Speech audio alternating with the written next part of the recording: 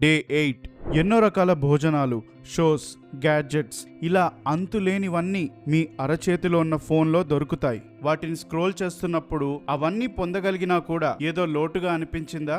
అదే ఇంకా కావాలి అనే ఆకలి. ఒక మధ్యాహ్న వేళ గోపబాలకులు కృష్ణుడితో కలిసి అడవిలో కూర్చున్నారు. వాళ్ల భోజనం ఏంటని చూస్తే గుప్పెడు అన్నం, కొద్దిగా పెరుగు, అడవిలో దొరికిన 2 పండ్లు. ప్రతి గోపబాలకుడు తన భోజనంలో చిన్న భాగాన్ని ముందుగా కృష్ణుడికి పెట్టేవాడు.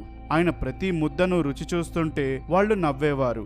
ఇక్కడ ఆ భోజనం చాలా సాధారణమైనదే అయినా కూడా వాళ్ళ ఆనందం అమృతంలా ఉంది. కృతజ్ఞత ఆ భోజనాన్ని మరింత రుచిగా మార్చింది. ఏదో తక్కువయింది అనే భావనే అక్కడ మాయమైపోయింది. వాళ్ళక్కడ కేవలం వంటకాలు పంచుకోలేదు, కృతజ్ఞతను పంచుకున్నారు. ఆ మామూలు భోజనం ఒక రాజ విందులా అనిపించింది. మనసులో ఇంకా కావాలనే కోరిక ఉన్నంత వరకు మన దగ్గరున్న దాంట్లో దాగి ఉన్న తీయదనాన్ని చెరిపేస్తుంది.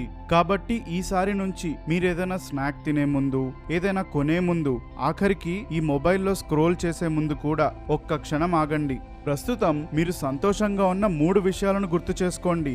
మీలోని కోరిక అనే క్రేవింగ్ పోయి ఒక నిండుతనాన్ని ఎక్స్పీరియన్స్ చేస్తారు. ఇది గనక మీరు ట్రై చేస్తానంటే గ్రాటిట్యూడ్ అని కమెంట్ చేయండి.